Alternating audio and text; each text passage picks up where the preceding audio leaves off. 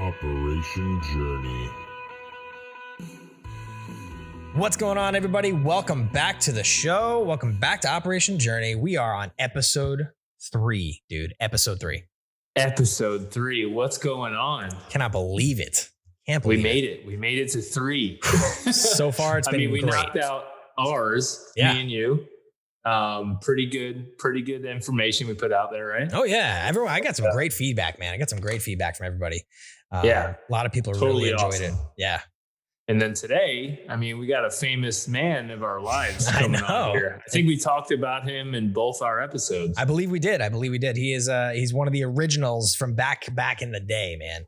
OG. The OG days back in Long Island. So without further ado, we would like to introduce you to Matt Long. Matt, welcome to Operation Journey, man. What's up, guys? Awesome. How you doing? What is up, dude? How you feeling tonight? Man? I'm glad to be here. I appreciate you guys getting me on here. Absolutely, man. We're happy to have you. So it only took us about 4 tries to start this going, but hey, yeah, we got you know it. what I'm saying? 17 times the charm, so they say. That's it. So what's going on, man? How's life? Life is good, man. I can't really complain. That's awesome. Yeah, it's good. Been busy? Yeah, I've been very busy. Awesome, I'm man. thankful for that. And we're going to talk about that. The big Let's reason, talk about it. well, not a big reason, but a reason why you're here tonight is to tell us your story, man. Tell us your story about your business, your company that you started and where you are and how you got there, man. That's what Operation Journey is all about, man. We're trying to get all that information, everything that you had gone through, all the struggles and, all the trial and error that you've dealt with over the time and get it out to our listeners, man. Yeah, man. It's awesome. I'm glad to be here. Awesome.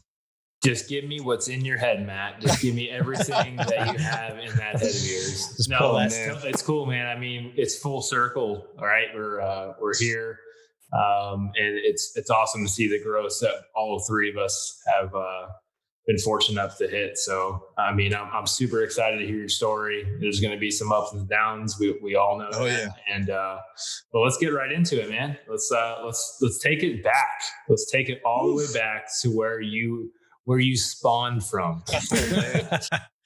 Well, I'm from Belmore, New York, Long Island. There we go. The 11710. Oh, Yeah. Yeah, man. I had a great childhood. I'm one of 4. I had 2 older brothers, and I have a sister. I'm the son of a New York City firefighter, and Look at this mustache. Yeah, You guys man. can't hear it you might be able to hear it over the mic. Yeah, my pops had a mustache for a long You know time. what I'm saying? Firefighter. Yeah, man. That's awesome. What station was he at? Do you know all that? Engine 266 out of Rockaway Beach. There you go. Nice. Yeah, man. So yeah, and he's he's like a jack of all trades, though. I mean, he can do everything. He is. Yes, he is. Yeah. Perfectionist. But yeah, man. Going back, man, it's just I'm 32 years old now. Looking back, I really look at my the way I grew up. I had like the perfect family. I was very, very blessed for that. Like something out of a book. Dude, like seriously, my dad was a firefighter. My mom was so resilient with everything. I was the youngest, I had cool, my brothers were cool, everything. I guess they were cool because they were my brothers, Who knows? No, they were definitely cool. They were good people. Yeah. Man, it's cool, but it's it was definitely a good childhood, Nice, man. Where'd you go to elementary school? I went to Shore Road in South Belmore. Nice. How was that? And then it was good, man. I don't really have too many memories of that time, to be honest, but I know it was, smooth sailing. Nice. Just getting all those good grades, That's it, man. All those stars, all those stickers. I got a lot of Scratch and stars. sniffs. No, I was good in school when I was a kid, when I was little, When you were Yeah, we'll fast forward a little bit because I know that story pretty well myself. Yeah. Yeah, man. Even I went to Grand Avenue Middle School, and I had decent grades. I got through middle school no problem. I feel like middle school was very difficult though, because I was in a part of Belmore where after we left middle school to go to high school, half of my friends went to Kennedy. Yeah. Half my friends went to Mapham. You're on that line right there. Yeah. So like it was very, going into high school, a lot of like friends that I had made had gone to different schools. So it was like almost starting all over again, trying to make new friends and, but yeah, man, even high school, my older brother had a reputation, I guess. So yes, he did. Yeah. I know it's everybody knew me as like Little Long, and I kind of instantly got respect from the older kids in my school because who I was. So I never really had to worry about bullying. Makes things a lot easier. It was so easy, man. Everybody loved me. I got along with everybody. I was kind of like you. We went to high school together, and we got along with everybody. It didn't matter what clique it was. We weren't, it was just so easy, man. It was so easy. We weren't the most popular kids in school, but we were there. Yeah, it didn't matter. Because everybody, we got along with everybody. Yeah. The real popular kids, they approved of us. Yeah. We were just cool with everybody. Whatever. So, so let's talk about high school a little bit, man. Let's talk about freshman year. How do you feel academically? When you transitioned from middle school to high school, you said a lot of your friends that went to Kennedy, a lot of kids went to Mepham, North Belmore High School. So did that? Calhoun, yeah. Oh yeah, that's true. Yeah, that line. That's a crazy grounds, boys. Yeah, that's a crazy line to live on, man. Do you feel it like your friendship status at that point where like you would transition? Do you think that affected like your academics at all? Not necessarily, no. It was kind of, it was strange in a way, because you missed some of your friends that you've gotten close to. Right, yeah. And I feel like academically, even in 9th and 10th grade, I did go to summer school in the year for 10th grade. Summer school champions. And honestly, I had some of the it's sad to say, it was some of the greatest memories of high school was actually in summer school. We had some great times. There's a lot of wild ones in those classes. It's a lot of our close friends went to summer school. Yeah. That was the popular clique was summer school kids, right? We had that groove. Whoever's listening to this, like these degenerates. Oh my God. Who gave these guys money to do anything? But here we are, here we are doing this thing right now. So screw you guys.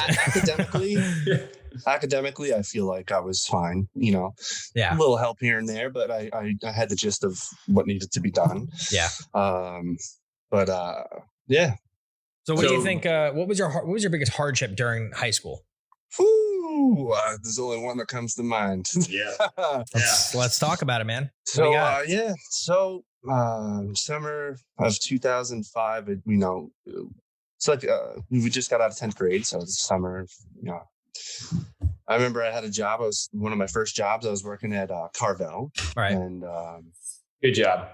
Yeah, it was cool, man. Like my parents, everybody was like proud of me for getting a job. It's like none of my friends had jobs. I was working. Finally, I was like riding my bicycle to work and stuff like that. So what did you do there at Carvel? Oh, I was a server, man. At Carvel, people come in and you tell me what you want, and I made them ice cream. It was great. Nice. I actually enjoyed that job. That's awesome.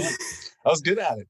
Made some cones, served some cones. It was awesome. Wasn't there a whale? Yeah, the whale cake. The whale cake. That was like fudgy the whale. The fudgy whale. Fudgy the whale. Yeah, man. I was good at making cakes. I was one of the only people there that was making cakes besides the owner. Yeah. He trusted me to make the cakes. He taught me how. It was cool though. Were you contemplating becoming a chef at this point in life? No cake baking aspirations in a long term. I really didn't have any aspirations at that time, to be honest. I just wanted to get a check so I had money. Okay. There you go. I had no idea what I was going to do in my life. But yeah, so pretty much my biggest hardship, I guess, during high school, as you know, and you guys know, I'll tell you the story, I guess. I was working at Carvel, and it was a slow night. And one of our good friends, Mike Sager, actually, I'd gotten him a job there, and he actually called out that day. So he standard. I remember this day. Dude, I remember this day like it was yesterday. Like I remember, I usually rode my bike to work. My dad let me take his Lincoln Continental to work, so I was like, yeah, I just had my got my license, and I didn't have my own car, so I got to use his. I drove to work. It was a good day, man. It was so slow though. I remember Carvel that night was so slow. It was a Thursday night, and whatever. It starts picking up, and out of nowhere, my phone's just blowing up, and I'm like, "What's going on?" And it finally got slow, and Devin actually called my phone, and I picked it up. He's like, "Hey man," he's like, "Are you home?" And I'm like, "What? No, I'm at work. I'm like leaving in 15 minutes. What's up?" And I'll never forget how like shook he sounded on the phone, for my response of not being home or. But honestly, I hung up the phone and I didn't think anything of it. I punched out. At that time, I actually had a card. You punched out of work. Oh man, weird. Kids don't know what that is. So weird. But so I'm getting the 1997 Continental. Right. The mobbing, just mobbing around. I took the long way home. I'm getting to drive. I'm like, yeah. I pull up to my, I finally get home on my block, and I just see cars all down the street. And I'm like, what the, whatever. I do a U-turn, I park, and I see like my dad in the driveway, and I see like 50 heads behind the fence of my dad's house.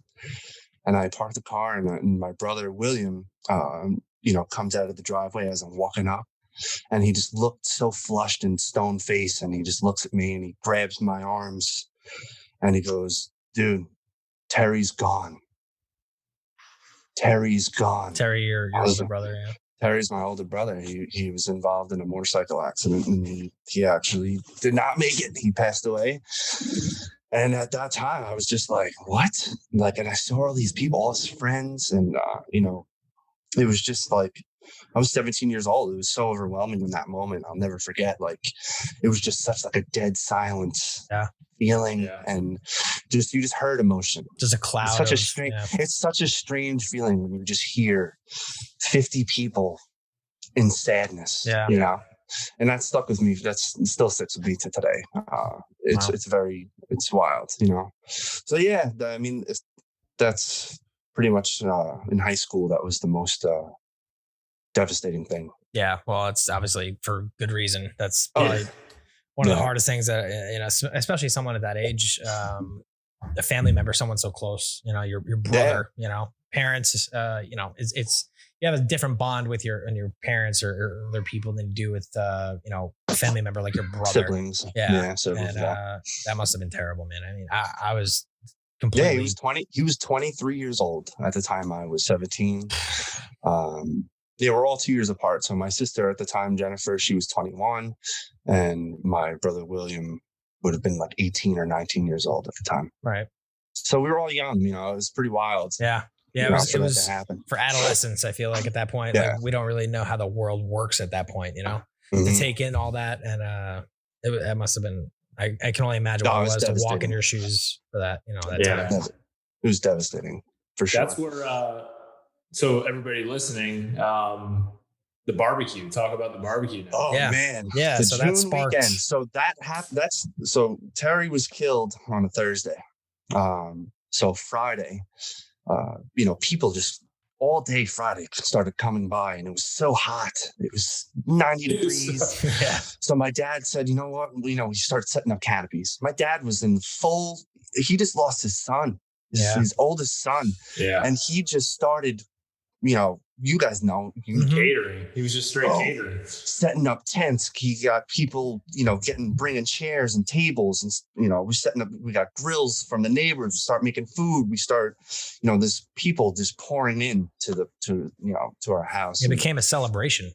Yeah, honestly. That whole night, it was just support. Everybody was there showing support, and my mom and my sister, and they were, devastated, very emotional. We all were.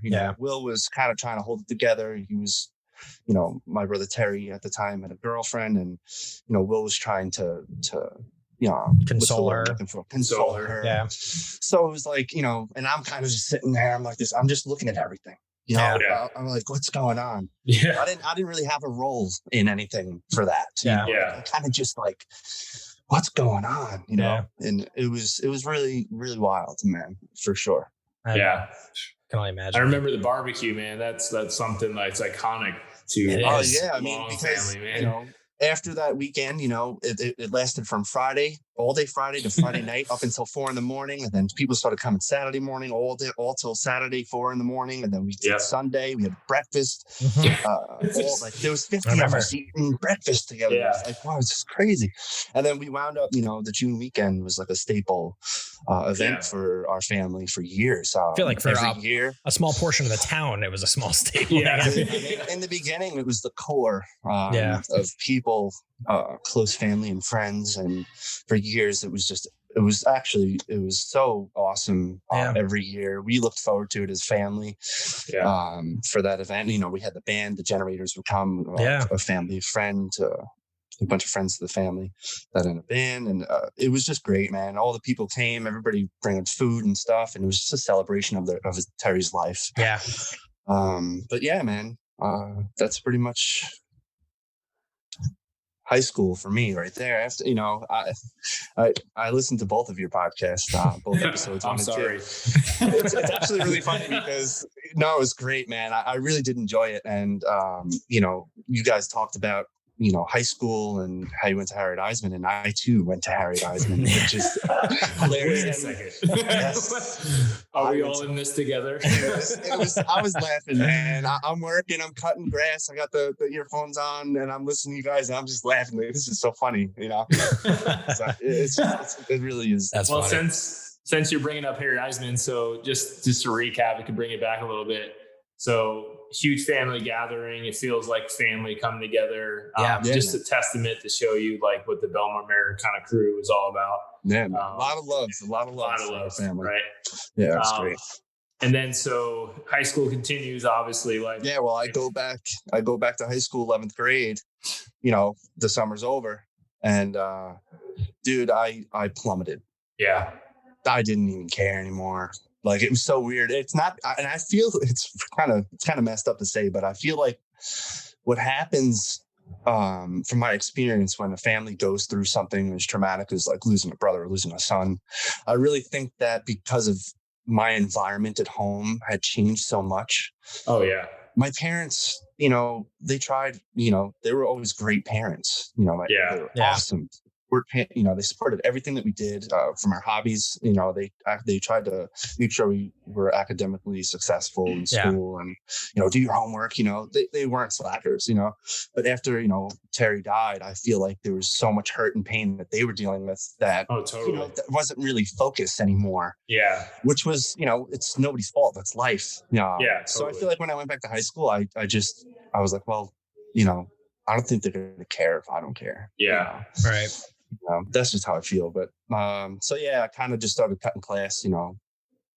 Somebody had an off fifth period. I didn't. I do now. It's not like I just didn't wake up and go to school. I actually would wake up and go to school, and I would kind of just like hang out in the parking lot. Who does that? Hang out with my friends. Degenerate. All day, man. And the only class I would go to was like phys ed. That was it. Yep. I agree with that 10,000%. That was like one of the periods I went to every day. Phys ed. Man. Phys ed, man. That was it. Hey, at least you got one in, right? Yeah. Yeah. So you went to Harriet Eisman, huh? Yeah, I actually, it's crazy. So all 11th grade was a failure. I went to summer school, the summer of 11th grade, and then I came back senior year. I was behind a grade pretty much. And it's crazy, man. Like, it does bother me too, because I remember like prom night, I was with all my closest friends, and at the end of the night, we all went to sleep, we all crashed, and everybody woke up to go to graduation the next day, and I didn't go. Yeah. You know what I'm saying? Yeah. So then after that, I was like, nah, forget this, like I'm not going to come back again. Well, my whole graduating class left. I'm not going to go back to school summer of 2007. So, my brother Will also went to Harriet Eisman. So I knew it was an option, and I just jumped on board, went to Harriet Eisman, did night classes. We did go back. I don't know if you recall the 2 months that we went for. Yeah. It was like a small stint. Yeah. Dude, I was there for like literally, and I do remember the conversation we had at my house. And you were the first one to go. And then I stuck around for like another week, and I was like, nah, I'm not doing this. I left shortly after you did because it was so weird, man. It was like, everybody in our graduating class was 2006, and then we come back, it's 2007 with all the 11th graders. Yeah. And like, it was so awkward sitting in class, with these kids. They all know. It was so bad, bro. Yeah. Like, didn't I see you here last year? Bro. Super senior. No way, man. It was embarrassing, man. It was embarrassing. So that's why we all migrated to the same degenerate high school situation that we could. What's really interesting is I went to Harriet Eisman and I got a high school diploma. Yeah. So did I. Yeah, it's not a GED. I got a high school diploma. Yeah. There's only one of us here that has a GED. I stand alone on this one. It's a rare occasion, but I'm here. All good, man. It's all good, man. It is. It's fine. It worked out. Harriet Eisman was great, man. I fit my schedule fine. I powered through it. And then you went to night school too, right? Yeah, night school. Yeah. I didn't mind it at all, man. It wasn't that bad. No, it was good. It was. Yeah, like I also got my high school diploma there because I needed seat time. So I wasn't. Me too. Like, yeah. So just like you listen to the podcast, I just needed to sit there in jail for a couple of days.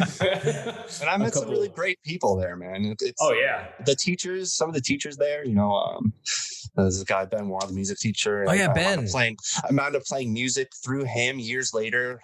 He was what do you call it? Sorry. Musician. He was a musician. Well, he's a musician, but no, he booked people. Okay. Okay. Yeah. So he coordinated. Yeah, he coordinated a lot of Long Beach. There's the beat, West Beach Street had this whole strip of bars, and he got me into a bunch of these places. Gig, I was making like $150 to $200 a night, getting fed food and free drinks. And like, it's all because I went to Harriet Eisman and met that guy, Harriet Eisman was great, man. It was.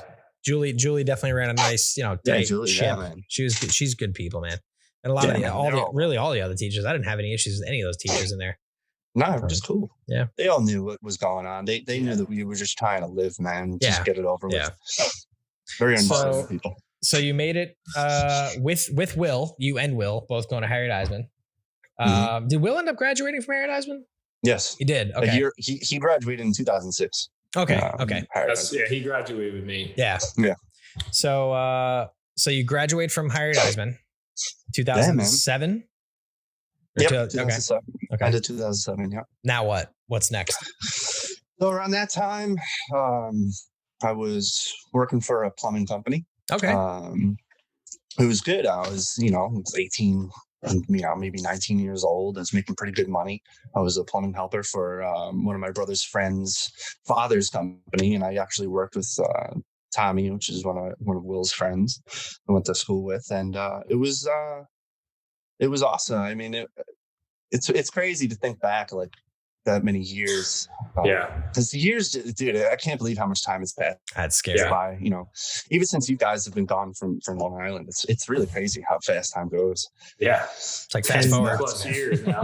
Dude, it's so good. But I did plumbing with him for a while, and then I wound up leaving there, and I worked for, random other small companies and things, and when you're working at these companies, did you have any like aspirations to be like working on your own, owning your own business, like doing any of that kind of stuff?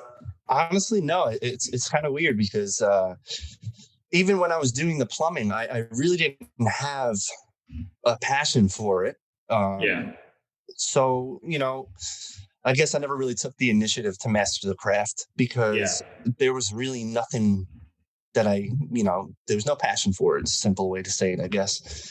So, I kind of feel like I wasted some time doing that.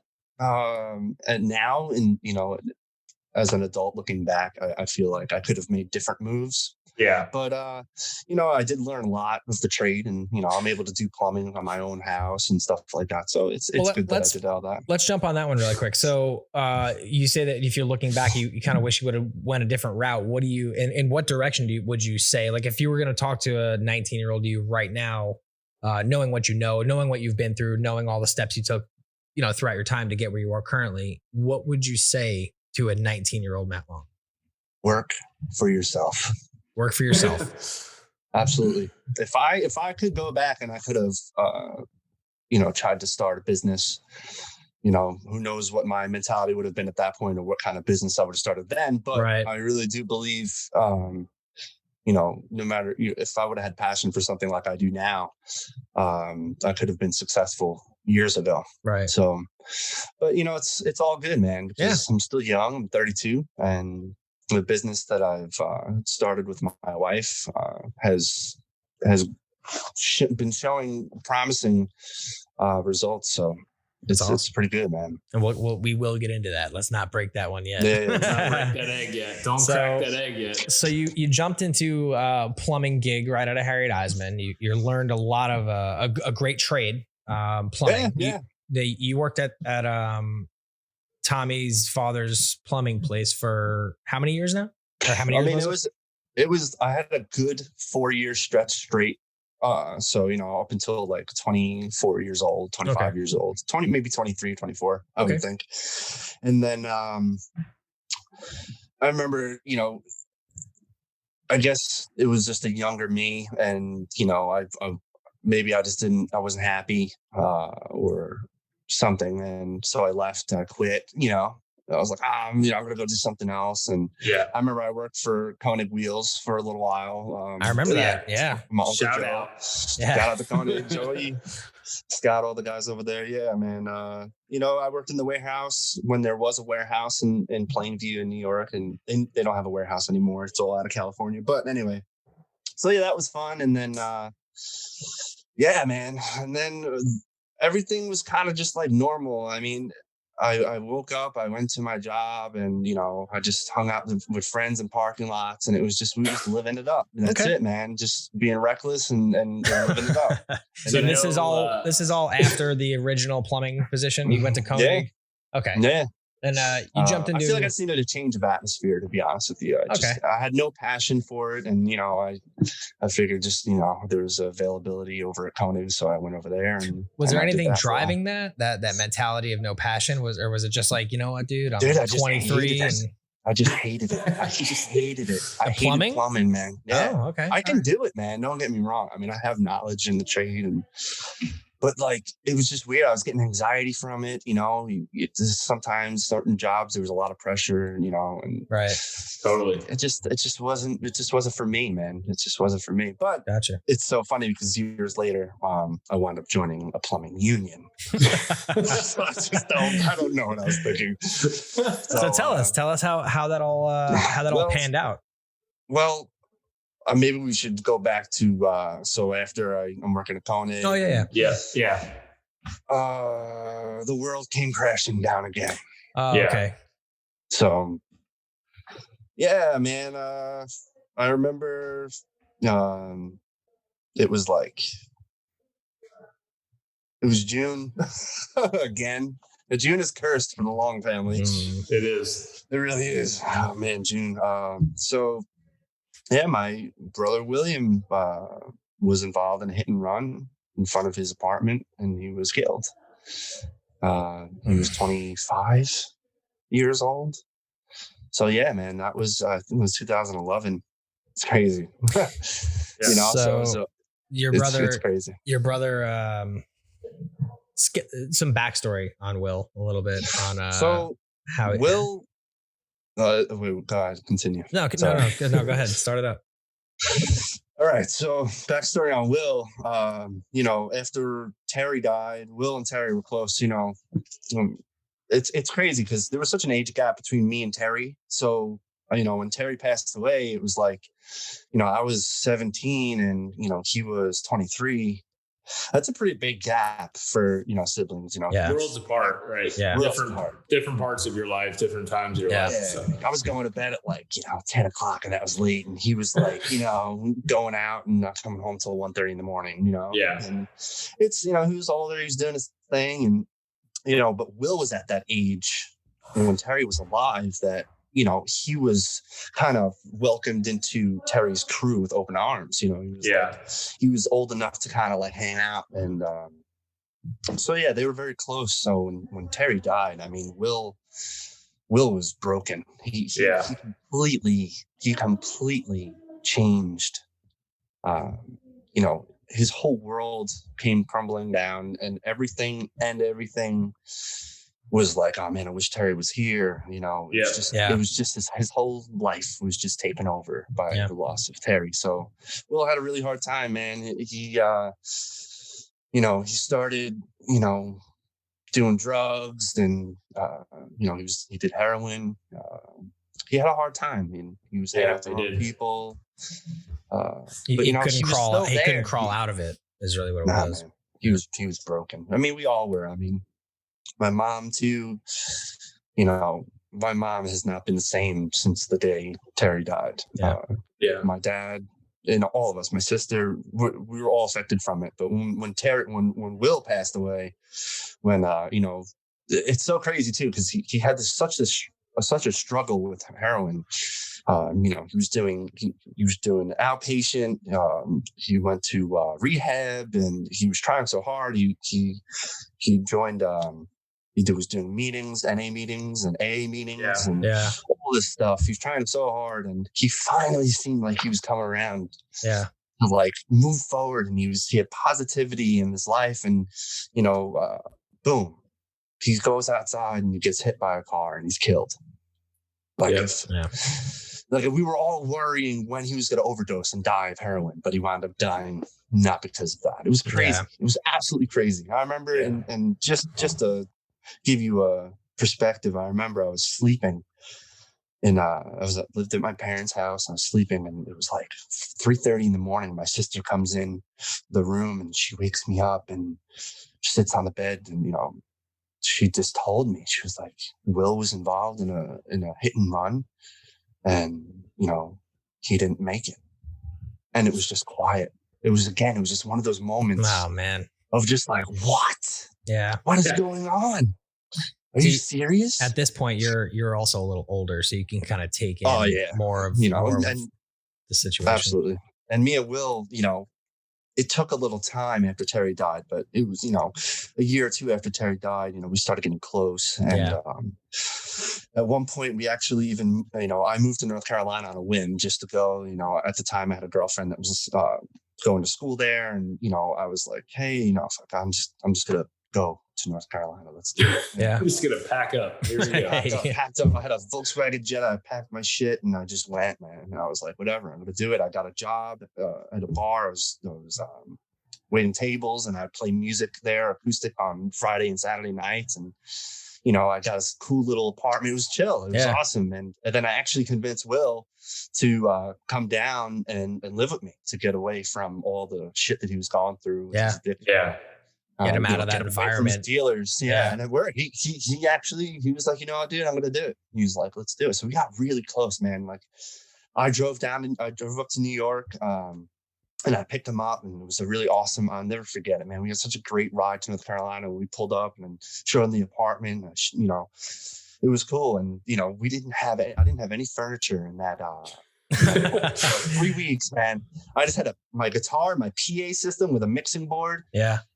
You know, we would just listen to music, and it was just cool, man. It was awesome. We got really close, and we talked a lot. And but yeah, then he went back to New York, and one of his friends had a wedding, and he hit me up, and he was like, man, I'm going to get back together with my ex, and you know, I'm going to try to work it out. I'm going to stay in New York. I feel like I'm good now. Yeah, he's clean. He's clean at this point. Like, I'm clean, man. I'm going to get a job. I'm going to figure my life out. And then you know, 2 months later, he dies. You know, I'm living in North Carolina. I had come home for the June weekend, you know, and then I quit my job. So when I came to New York for the June weekend, I said, you know, I'm going to stick around for a little while. So I was paying for my apartment in North Carolina, but I was living at my parents' house. You know, I was trying to figure out what I want to do with my life. Yeah. So yeah, and then it's pretty crazy. Yeah, I mean, family again just hit hard, man. And like world crashing down. So like just me, an outsider looking in, you know, understandably school is not the thing, you know, like career is just like, fuck it. Like, whatever, man. I don't give a shit about what's going on right now. I just lost 2 of my brothers, you know? Yeah. So yeah, man. And insanity. And then, I decided to stay in New York. And then, you know, oh man, I was in a bad relationship. I started doing drugs and shit. I was, it was just getting bad. I could tell my mom was worried. And, one time I ever remember, like, I wasn't answering my phone and she knew where my apartment was. And it was like, we rented like a room in like this house, me and my ex at the time. And my mom like came up the driveway and like knocked on the window, and I'm all fucked up. And I like opened the window. She's looking at me and I could just see it in her eyes. She was like, "Oh, what are you doing?" It was crazy. Like, she's worried. And then she's scared for you. Then, one of our friends, Lucas, he asked me to come out one night.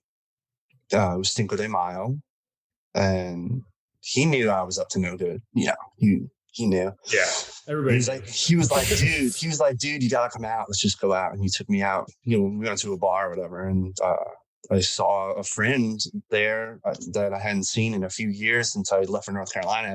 I'd come back. I haven't talked to her, and that's when me and Meredith started officially dating. Yeah, my wife. I saw. So Luke set you up, huh? Yeah, well, it's crazy. Actually, really quick backflash. I originally met Meredith because Will was at a bar and Meredith was hosting an open mic, and he came home one night and he's like, man, he's like, dude, you gotta go to this bar and go sing at this bar. This girl, she's running it. You're gonna love it, dude. You gotta go. You like it's blah blah blah whatever. And I went, and we were friends for a while. We kind of flirtatious. I was like infatuated with her. She was a singer-songwriter. She was a really good singer, wrote great lyrics, and she just wrote great songs. Right. So, but we didn't date or anything, kind of just, fooled around here and there, whatever. And then, I left. I went to North Carolina for, 2 years, almost 2 years. And, I came back, and it's crazy how everything just came full circle. Like it's crazy how it worked out. Let's jump into the music really quick. We talked about you playing, this is like one of these, like, not skeleton in your closet, but like it's I swear, like if nobody knew you like as already, like they would never know what your talent is. You know what I mean? Like Songbird. You have an amazing talent outside of your, obviously your successful business that you own. You're an extremely talented music, artist, really. But what kind of lit that fire for you to start playing music? What kind of like drove you into that direction? It's actually kind of funny because growing up, I kind of sometimes just say that I was very deprived of music, of good music, but I was raised with good music too, because, my dad loved country music, and, so I listened to like real country. I grew up to real artists, like Randy Travis, Garth Brooks, and Thank you for clarifying that. Like Clint Black, Clint Black and Travis Tritt, and some of these real great like 80s, 90s artists, and it was good music. But I didn't grow up to stuff like Led Zeppelin, the Beatles, the Stones, stuff like that. So I'm listening to stuff like that now. I'm just like blown away of, some of the music that I've never really dedicated my time to. But which I'm very excited to hear what you come out with now. It's so crazy. The inspiration that I'm getting, I'm listening to, like I was telling Devin, the other day, my dad gave me a whole entire crate of records that he listened to, and I have records that are from the earliest of '64 all the way up till like the '70s and late '70s. So I have some really, really good records. So I'm like listening to music I've never heard before, and it's amazing music. Yeah. But man. So one day, my dad just decided, I never made mention of anything. Like he just decided to buy an Esteban guitar. Sounds fancy. He bought this Esteban guitar, an acoustic guitar, and it got delivered, and it just sat in his room in a case, leaned up against the wall. He didn't say anything. He didn't say don't touch it, or he didn't say nothing. You would have known. Dude, it sat there for months, right? And one day, for some reason, I walked into that room and I took the guitar into my room. And I started playing. It was out of tune. I remember I was like 15 years old is when I started playing guitar. Right. And it was out of tune. Terry, at this time, Terry was still alive. Like I was young. I was 14 or 15. And like, I didn't even know what I was doing. there wasn't YouTube or nothing that was too fancy then. I mean, there was definitely YouTube, but it wasn't too like, I didn't know at that point you can go on YouTube and learn it. You couldn't just search anything there. So, the database was very small. But there wound up being stuff on there. But, it took a while for someone to be like, hey, you should go on YouTube and learn how to do that, whatever. Right. But, and then I remember one time, I guess my parents heard me playing with it, nonstop. My mom took me to a store and we got it tuned. Wow. And then it just started from there. I started learning chords. You're killing me, kid. It's all out of tune. And I cannot sit another minute in this home with that untuned guitar. Yeah. I'll never forget it. I'll never forget learning. The first chord I learned was the chord of G. And then I learned like G, C, D, and I was able to play songs. And I was like, oh, this is awesome. I want to do this. Yeah. Awesome. And 7th, 8th, 9th through 12th grade, I always sang in a choir. Mm-hmm. So like I liked singing, so I tried singing with the guitar and it worked. It was cool. Yeah, some people can't do that. No, you can't. Yeah, man. It took me a long time to like get it. Now it's second nature. I mean, I don't have to look at my hands for songs that I know. If I'm learning a song, then you look at your hands. Yeah. It's kind of like second. I remember you in the Honda coming around just with acoustic in the back of your car, just ripping lyrics out, man. Yeah, I love it, man. Yeah. I still sing. I sing almost every day, man. That's awesome. Do you find that like this is like a coping mechanism maybe for losing your brothers? Is there any like link between those? You feel like an escape when you're doing this kind of stuff, you know what I mean? Absolutely, man. And it's for anything really. I mean, if I have a bad day or something, I play guitar or sing something, it literally just it's cool, man. It's like riding a bike, dude. Like you have a bad day, you hop on a motorcycle and you go for a rip. It really is therapy. I believe it's the same thing, and it's cool. I get to ride because I have multiple outlets for that, I guess. Yeah. Or you could just, outlets driving 100 miles an hour, crashing your bike on. Oh, man. I had an outlet. Mine was. I'll never forget how Will told that story. That was so theatrical, and how he was like, "Oh, it just exploded in freaking pieces, bro!" And he just got off, took his helmet off, and looked around like, "Where's my bike?" I'll never forget it. Where's my bike? Where's my bike? Will actually, I was like, where the hell is my bike, bro? Will, like, where is it? And he's like, it's there, and there. It's just gone. Let's go. We'll get it later. So Will took off. He left. And then Cody jumped on the back of my bike. Insurance, bro, I'm out. Yeah, literally. I can't be here. I don't have a license. He didn't have a license or anything. And he leaves, and then Cody and me ended up rolling back to my house or whatever. And we called a friend of ours who had a pickup truck, which back then in New York, nobody had pickup trucks really. No. Like one dude we knew. It was Jaws. No, it wasn't Jaws. No. The kid with the blue Dodge Ram.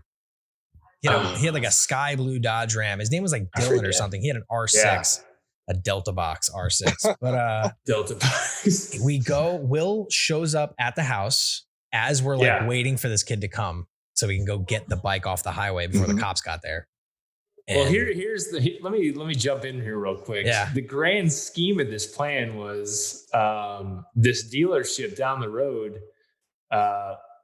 The fine print was like, if you crash or your bike gets stolen, we'll get you a new bike. Yeah. So in the back of my head, I crashed and I'm like in the middle of 100-mile-an-hour slide, I'm like, I'm getting a new fucking bike. Like if I survive this, I got a new bike coming, And so I called, I was making some call, or you called someone to go get the bike. Yeah. And like, as you're saying, Will circle around like a freaking hawk, like a Jaws. And we head out there. We go back to the crash site. Yeah. And the tank is still on fire. The forks were like 30 miles down the road. And, so crazy, man. It was bad. I remember that. And then Will actually saved us. Yeah, Will saved our asses. He was like, we're sitting the cop there. Showed up. Yeah. Yeah, the state trooper showed up, and I'm thick into it. I'm like trying to get my bike put back together in the woods, And Will's on the road and he runs up and the state trooper's like, "Oh, what's going on here?" And he's like, "Oh, my buddy got into an accident, but everybody came and we told him that we're going to pick it up for him so he doesn't have to pay the price for a tow truck." Yeah. And the cop was like, Okay. "All right."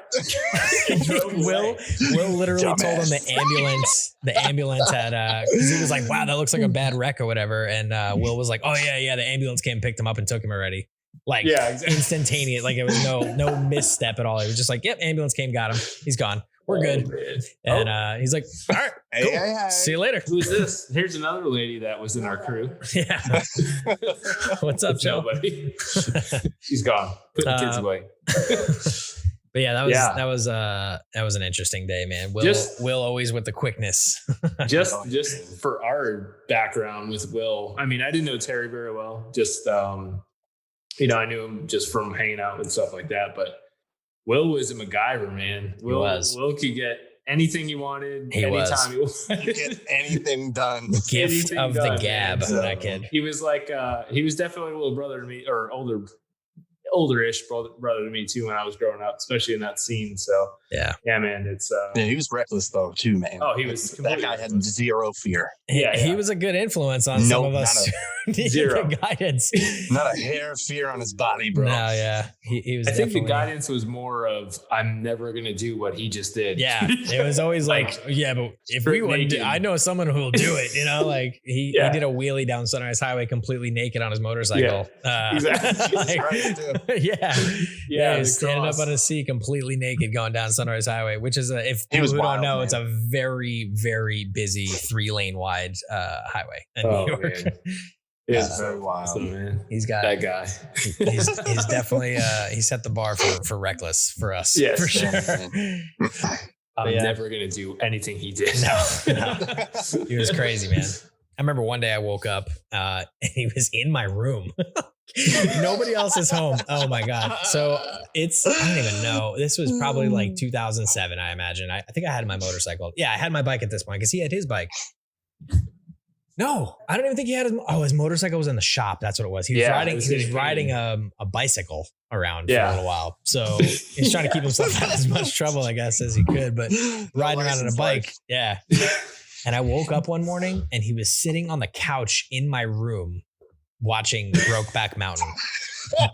By him. He didn't try and wake me up. He didn't try and wake me up. He just sat there.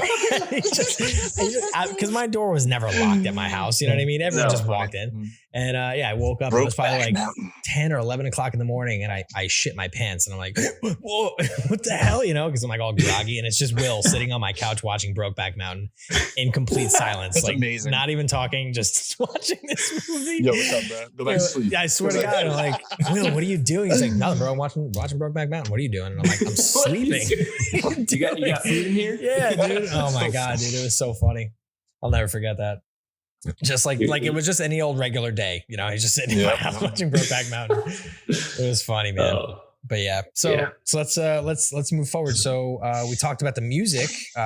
We got back into Harriet Eisman. You started playing music with Ben. That was a nice time for you. Yeah, man. Growing as an artist. Getting out. Yeah, it was fun. I was doing at that time, I was gigging here and there, and it was just a really good experience. I met a lot of great people. I was doing open jams at Belmore's KJ Farrell's and Sunset Grill and Seaford, and I just met a lot of great people, and I learned a lot with music too. Yeah. So it was great. That eventually brought you out to Meredith. Yeah.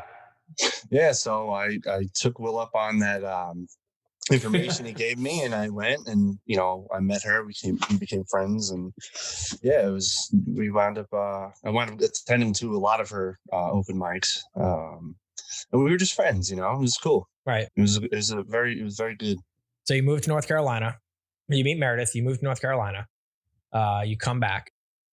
Yeah, I did not move. We were just friends. So just to clarify, I actually had a girlfriend at the time, and I moved to North Carolina to be with her, and then that didn't really work out. Got all rocky, and then once Will left, and then I left my job, I was kind of just there by myself. Yeah, and I said, all right, I'm gonna go home, and then I wound up choosing to stay home. And then I kind of went down a very strange path in my life at that point too, with another girlfriend at the time, and it was an extremely bad situation. But Just yeah, toxic. And then I met toxic, bro. Very so toxic. Bad. Yeah. Oh my god, so bad. Was the pink tiger striped Nissan? Was that the first one or the second one? That was the first one. Oh yes.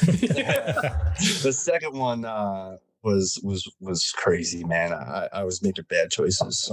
So yeah, a lot of drugs, and she enabled that. She was doing a lot of drugs. We were kind of, I wasn't working. I was kind of just living in this apartment and, getting fucked up like every day, Yeah. And then, like I said, Luke got me out of we had gotten into a fight, and he's like, "Oh, dude, come out. Let's just go out tonight." So I went out, and then I got so wasted at this bar on Cinco de Mayo, and I went outside. I met Meredith. We were chilling. We were dancing. We were having a good time. I was, I was hammered. I go outside. Always a good start. That's where all love stories start. I had to throw up. I was like, "Oh man, go outside." And there was like a laundromat next door, and I'm fucking leaning up against the laundromat, the big glass window. I'm throwing up like crazy, and she comes out, and she's like rubbing my back and shit. She's like, "Oh, are you okay?" Whatever. And then like she sat with me for like a half hour, and then we actually wound up like kissing that night. And we were just talking about it because like I had just been throwing up, and she still kissed me. It was epic. Meredith, if you're love. listening to this, you're gross. That is love. We started chilling. She was a student, and she was also teaching. She's a phys ed teacher, so she was working at a school, and now at this point, I'm no longer at Koenig. I'm working at this place called Sunrise Credit Services, which was like a call center. Okay. So I'm like debt collecting and shit, like, Oh, and, man. I'm still dabbling with like certain, I'm getting fucked up at work, and like, I wasn't really, I had no ambition at this point. I was still really having a hard time with the loss of my brothers. And it's crazy, man, because it's like I was trying to say before, the age gap between me and my brother Terry was, when he passed away, it didn't really affect me the same way it affected like Will, because they were closer, right? But then, so I kind of was like, I was like looking around, why is everybody still so like bent out of shape about this? I know it sucks that my brother died. Like this is my young self thinking to myself, like, we could still be happy. Like, we're all still here. Like, let's make the best of it, and everybody's just so sad. And then when Will dies, it was just like, oh, you get it now. Now I get it. Yeah. So, and it's still hard, every time I'd go to my parents' house, even now I'm 32 years old, and, it's been 15 years since Terry passed away. It's crazy. My God. It's crazy. So it's 2005. And every time I pull down that block and go to my parents' house, it's just pure anxiety and depression, like immediately. Like I envy them for being able to live there. And my dad built, he grew up in that house, so he has a lot of memories too. He raised his whole family, so like, I guess it's different, but like for me, like, it's just, I feel so much sadness when I'm there, Yeah. So it's hard for me to go there, to be honest with you. But I do. And, that's what we got to deal with. It is. Yeah. You got to do it for mama and dada. That's right. Yeah, man. Yeah. That's it. So, so you met Meredith. You made out after you puked. Gross. Yeah. And then It's never going to look at you the same, Meredith. It went so quick, man. We hit it off. We spent so much time. She would stay up late with me till like 1:00 in the morning and wake up and go to work at 6:30. Right. Like, we were spending so much time with each other, and she moved out of an apartment. She moved into one in Belmore, and I started staying there. And then that landlord that was there was kind of crazy. It was just nuts. So she was like, let's just move together into a new apartment, So nice. We started looking. I had a dog at the time, June, which Will actually picked out with me. We rescued this dog in North Carolina, and I kind of got the dog because, when we were in North Carolina, Will kind of had a hard time for the first few weeks. So I was like, let's get a dog, man. And he's like, hell yeah. So we got a dog, and, he named the dog June. There you go. Yeah. So we tried to make good of the, of the word, because June's hard, man. But, so, it was hard to find an apartment at first because I had a dog. And then, you know, we found this apartment in Coral Place. It was the second story of like a shoe shop off Cherry Lane and Shoe shop, huh? Yeah, man, it was Little cool, shoe man. shines. It was a Little shoe shine. nice little apartment, and you know, we were there for a while. I was kind of in and out of jobs, you know, same thing. Like I really didn't. I actually wound up going back to Koenig. They didn't have a warehouse now, so now I was in sales, and you know, I was trying to do that, make that happen. And then, you know, it didn't really work out. Maybe I wasn't really good at selling wheels or whatever it was. It just wasn't for me.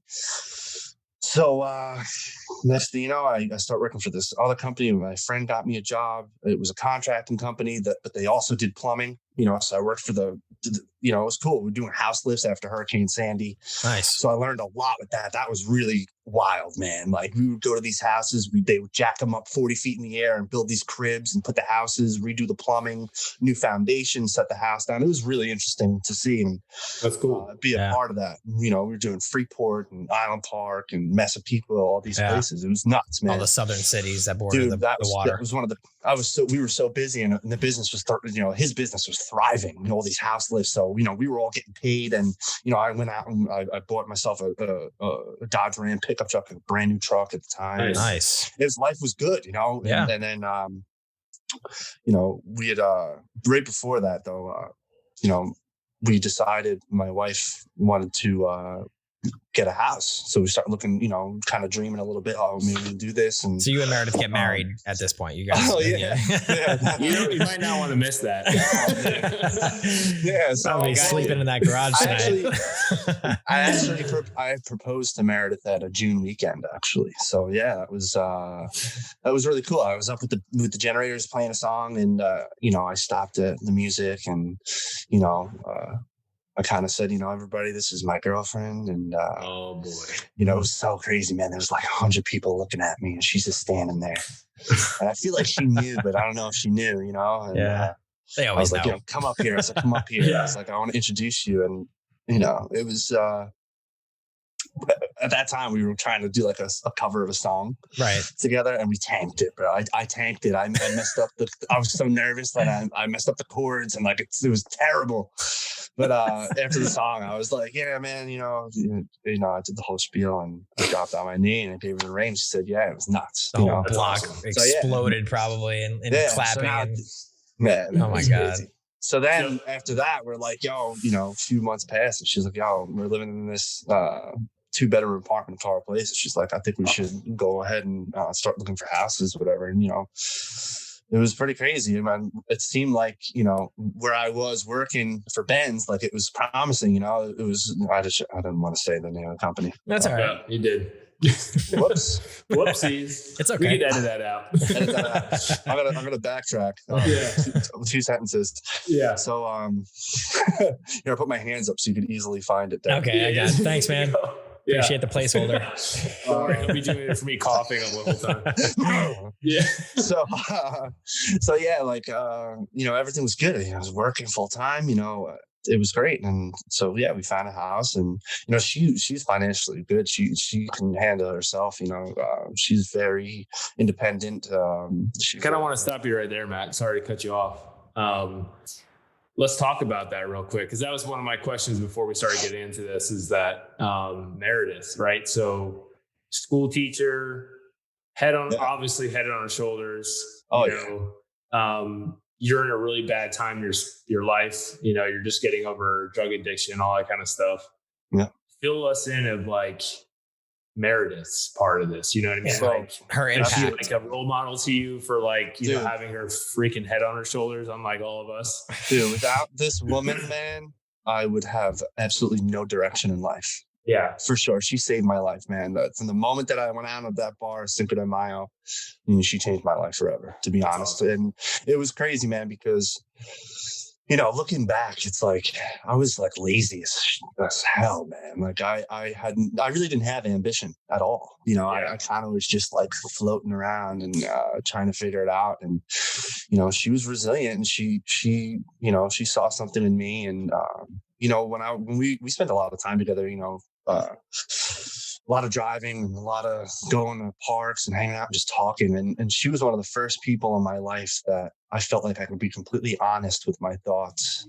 That's awesome. And like talk to, you know, she's my best friend, man. So it's like, That's awesome. She became my best friend. Like, yeah. So, you know. And did she like push you to be like better? Is that what we're trying to get at? Not at first. I mean, I feel like she, in the beginning of our relationship, she kind of, stepped back and was just letting me do my thing. Yeah. But then once I started having like repetitious failing at certain things, she kind of like said, like, what's going on? Like, she started getting into my head, like, what are you going to do with your life? What do you want? Like, what's the deal? That hard talk, that hard, hard line in the sand. Tough love.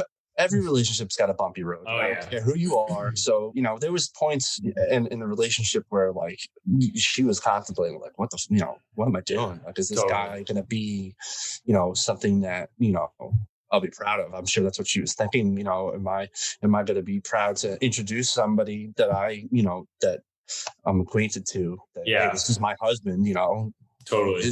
Like that's how I think about it. So So yeah, she was definitely she changed me as a person, That's awesome, man. Like I said, she's from the moment I met her, she moved out of her house when she was like 20 years old or something like that, and been living on her own ever since, So she's a hustler. She has no student loans or she has no debt for student loans. She worked her way like 4 jobs through college. She got her degrees. That's awesome. She's bartending in this. She was working at retirement homes. She's a hustler, bro. She is. She really is. Big kudos. She put her time in hard. That's a lot. That's saying a lot today, especially with the situation with school and how everything's going. And it's like the hottest topic, I feel like, outside of everything else going on. But like student debt is like, that's massive for her to do what she did. I feel like it's extremely rare to have a conversation with somebody who went to college and then say that they don't have student loans. It's impressive. Exactly. It's very impressive. So she did it all herself, man. It's really awesome. I think like looking back at your past history, like you said, it's a godsend. She came out of this, bar to help you puke on the wall and then kissed you. Meredith, we got to talk about that. But I think, can you see yourself going a different way? Like, what listeners are probably like, well, if you would have not met her, it would have been game over. You know what I mean? And I don't know, man. I have no idea. Yeah, my dad says it all the time too. When we first got engaged, my dad was like, he mentioned something to her. He was like, I think you're his angel. Like my dad said that to her. I believe it, man. I truly believe that, we were meant to be. And that's awesome. This is all meant to happen. That's cool, man. Yeah. Yeah, she's awesome, man. We've only met a few times just personally. We've gone out and hung out, but she's strong-willed, man. She is a bulldog, super witty, for sure. She got a mouth. She does. A mouth. Yeah, she speaks her mind, man. I don't care who you are. That's it, man. That's what you need. I love it. I don't win. I don't listen carefully. I don't win arguments. Yeah, even neither do I. Well, that's rule 2 in the marriage book. Right? Like, I don't know if you read that guide about being married. You never win the argument ever. I don't care who you are. But she's valid in most of the time. So that's funny, man. No, she's definitely a good person, man. I mean, standing back and looking at it in the big picture, she was sent to you. You know what I mean? Like she was an angel sent to you from somewhere that gave you the direction that you needed, and look at you now. Yeah, she held it down, man. Like I said, I was lazy, I was laying around, and she held it down for a long time. It's like something in her mind told her that, just give him time, and she knows. My family and myself have been through a lot, so it's kind of hard to find that motivation.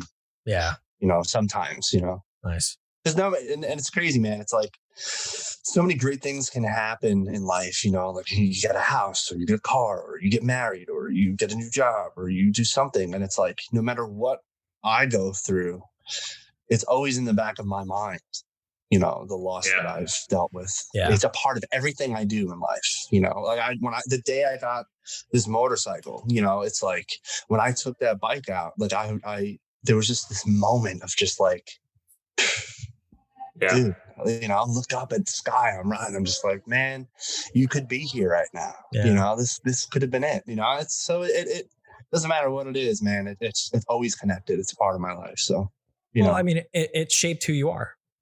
Yeah, it shaped who you are as a person. As terrible of an incident as it is, I mean, you might not be who you are today without dealing with that struggle. Oh, I truly believe that. You got to take it for what it is. It was a horrible, not once but twice, situation that you were put in, with the worst possible thing to deal with is the loss of a loved one, and you grew from it, but you don't let it go, and that's a big part of it. You don't let it go. It's not something you just tuck under the bed and it's over with, and you just let's move on. Like, you hold it with you, and I think that helps. I think that's part of your therapy. You know what I mean? Keeping you on that path.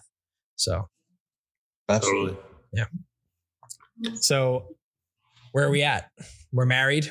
We're house shopping.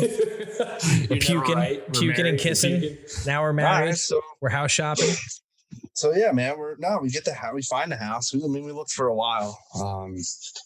And we finally found the house, and it was in a price range that was acceptable, and we jumped on it. And honestly, man, like, I've seen and heard stories about people going looking for houses and stuff, and it's like, it's crazy, man. Like, some people have such a bad experience buying houses, but like, our experience was so quick. It was like not even a month, like, for closing and everything. It was just like bing, bang, boom, done. Wow. Yeah, it was meant to be. It was so easy for us. That's awesome. But yeah, now, I'm working for this company, and then, it doesn't work out for whatever reason, when I really get into that. Right. Yeah. But, whatever. So now I'm like unemployed again. Right. What am I going to do? So I get a job with one of my friend's neighbor, landscaping. Okay. And I'm doing it, man. And it's like, I'm making good money. The days aren't that bad. Yeah. I'm mowing, I'm listening to music. The guy that was running the company was awesome guy, full of knowledge, super easygoing. Like, if I was 10 minutes late, occasionally something, like that would happen. Yeah, of course. Totally cool. Like, the guy never yelled. He was never angry. He didn't treat you like you were garbage, Right. So whatever, that's that. And then I get a phone call from somebody that was working at my previous employer saying, "Hey, are you working?" And I'm like, "Yeah, I'm working, doing this landscape gig." And the guy goes, "Well, do you want to join a union? Because there's an opening in a plumbing union here. I can get you in easy. No worries." Wow. So I go home and I talk to my wife, and I'm like, "What should I do?" She's like, "Oh yeah, it sounds great. You should just do it." So I bailed on this guy who gave me such a good opportunity, and I went to the union, and I was making great money, and I was like, this is cool, whatever, it's kind of laxed, it's laid back, there's not really a lot of not a lot of production going on. Yeah. So like, it was very easy to just like go to work and like sit on your phone all day and get paid. That's what it was pretty much like. And then, there'd be like a week of crunch time where it was like, all right, guys, we got to get this shit done. Yeah. Nothing, no cards today. No union breaks. Yeah. So, but then we bang out the work and whatever. But it's crazy, man. I never fit in with the local that I was working for. So what were you doing in the union? Just, I don't know if you said. I was a journeyman. I got hired as a journeyman plumber. So back to plumbing. Yeah, back to plumbing again. And looking at it now, I'm like, why? I should have never. But honestly, it's all good, man, because it's just another lesson learned. Now I know what not to do with my life. Right. So it's all good, Well, you got the experience as well too, like you're saying. Yeah, man. You can't deny experience and knowledge, man. So you can't. You really can't. So what? Tell us about the day in, day out of a union plumber, dude. It was in your words. In the beginning, man, I was like, this is cool, man. I don't really got to do much, So like, and I was lucky because the local that I was working for was Long Island. I didn't have to go to New York City. I didn't have to go to the Bronx or Brooklyn or, I stayed in Long Island, mostly Nassau County. So it was great for that. Which is like winning the lottery. Dude, I would wake up at like 6 40 and drive 10 minutes to the job site because it was on old country road, like 10 minutes away from my house. So it was great for that, Yeah. And and then next thing you know, like it was like this vicious cycle of being laid off all the time. Like, so like you'd be working and it was a Friday and they'd be like, hey, Matt, come here. Yeah, buddy, you're not coming back next week. You gotta go call the hall or something. There's plenty of work out there. Good luck. And it's like, oh, okay. So like you call the hall, you wait 3 weeks, and then you go back to work. And then, I never really fit in with a company. And that's a huge part of like everything, I believe. There's a lot of politics involved in the union, and it was just crazy, man. I never fit in. So like, yeah, like you're not getting paid, right? While you're in the union, you're not getting paid unless you're working. You could file for unemployment, which I would do if, but I was making half of what I was making on unemployment. It was terrible. It was like so stressful, man. Like when I would get that, like I wouldn't even, towards the end, like I would text my wife and be like, I just got laid off. But in the beginning, like it would be like a Friday and I'd be driving home and I wouldn't even want to call her or text her and tell her. Yeah. I was just like, fuck the whole way home. And I'd pull the driveway, I'd sit in the driveway for like 15 minutes and just be like, I can't believe I got to go inside and tell her that I got laid off again. Like, and it's not because I'm a bad worker. It's not because of anything, but you're not a part of the crew, man. You're not in the clique. You're not cool enough. You're not it is what it is. It's just those guys, they're savage. Yeah. Savage. So what are you doing financially when you're on the job before, in between layoffs and all that stuff? What are you doing like weekly, bi-weekly? What are you getting paid? Oh, in the union? Yeah. Weekly, it was like 9 bills, $1,000, $1,000 a week. Yeah, it was good, man. $4,000 a month is a decent income here. But once that unemployment rolls through, cut that in half. Man, you're getting $450 a week, man. That's nothing. And you own a house with Meredith at this point. At this point, you got a mortgage to pay. You got a truck payment you got to make. You got your adult she bills. relies on. I mean, the way we have a very I don't know how you guys have with your income and your dynamic with your situation, but how it works for us and how we've been doing it for years now is that every paycheck that I get, I just send it to her, and then like I kind of I had a problem with money. I have no control. I don't. No, but like, if I had my own money, man, like I would just spend it on stupid shit. Yeah. Like a Civic in my garage right now. She would take all my money. It was the only way it would work for paying the bills. She takes all the money, and then you get an allowance. She would give me like an allowance, pretty much. Yeah. So like there would be a required amount every week that I had to send, and I'd come home. She'd be like, "Did you send me the money? Did you send the check?" And it's like, "Yeah, send it." So what are you living on for your allowance day in, day out? Oh, I mean, I was getting away with, it changed every like 6 months. Like we would have like a sit down. She's so critical, and she has notepads and books and computer and graphs and Excel. Sounds like my life right now. She's typing. So it's like, she's like, okay, so, you used to have to give me, $625 a week, but you have to give me $700 now because, the truck payment, or now I have the Harley payment, and like, it is what it is. And, I would go through my allowance, in like 2 days, like I would buy like a pack of smokes and I'd fill up the bike, or I'd fill up the truck. And I'd have to like Mr. But yo, can you like quick pay me like $20? I'm at the register. I don't have saving. Yeah. She's completely in control of all of our finances. For the better. And rightfully so. Yeah. Because I'm with if you. I was in control, we would be living on the street for sure. So it's okay. In a sweet car, though. You'd have a nice truck to live in. Sure. I'd be in the EF, bro. That's funny, man. No, we can definitely all attest that's probably the better way to do things. We do the same thing. So she's gifted with numbers. Well, she graduated from college with no debt. She got works her the checkbooks. Too, and she's doing good. That's awesome. That's awesome, man. Appreciate her for that, for sure, man. Yeah, man. So I'm the same way, man. I get to sit down and this is what I get every month, and I'm like, that's nowhere near what I made. Yeah, no, I do. Yeah. I mean, have to. I hate that, but I have honestly, man. If it wasn't for her, I mean, I wouldn't have anything. Totally. She's the complete mastermind. I mean, the house, the truck, the bikes, the cars, the garage, everything that we've done. She is the solid crutch for the whole operation. Awesome. You know what I'm saying? I tell my buddies, I get $300 a paycheck.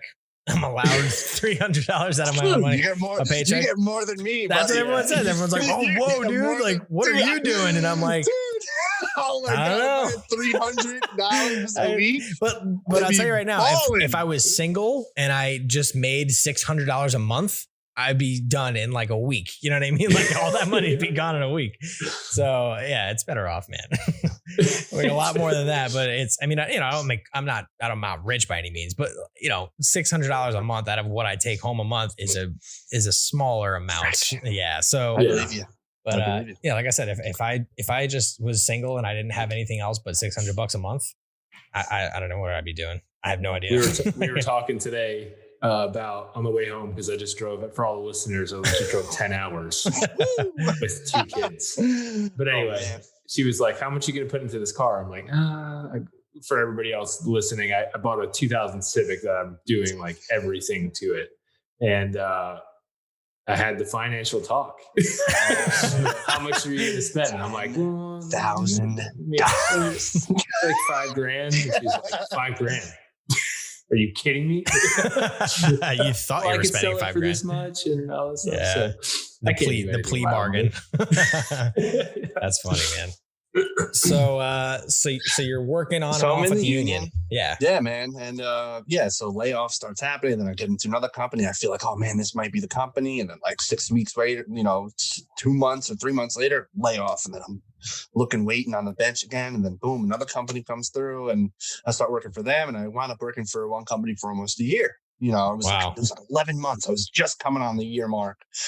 And they did a huge layoff. There was like 40 guys. They laid off a bunch of us. And I was like, oh man, is this what it is? Is this my whole future? Like, am I just going to be working layoff the rest of my career? This is crazy, And then, it's so funny, man. The cliche or like the status quo of being like a union plumber, like, we go to a party, and everybody's like, oh, what do you do? And I'm like, oh, I'm a plumber. Are you in the union? Yeah, I'm in the union. They're like, oh man, that's a great job. And I'm like, no, it's not. Do you work there? It's fucking terrible. It's terrible. There's nothing good about this. There's one thing good about it. It's absolutely stressful, terrible. The only thing is when you actually get to work a few months and you get full pay and maybe some overtime, which is super rare. Yeah. It's like they don't hand out. Well, for me, I'm like, that's my perspective of the union. Like that's the job to get. So kind of fill us in on like the listeners of like what does the union bring? Like you're saying, like a new contract would come in. So for me as a not intelligent person of the union, I would be like, oh, you guys are just working, in your office getting paid the whole time because you're part of the union. But that's not as it is at all. Taking union breaks. Every union is different. I mean, every union has their own contracts. The union that I was in, if you got laid off, you don't get paid. So, and there was 2 branches of the union, or 2 classes. There was an A rate and a B rate.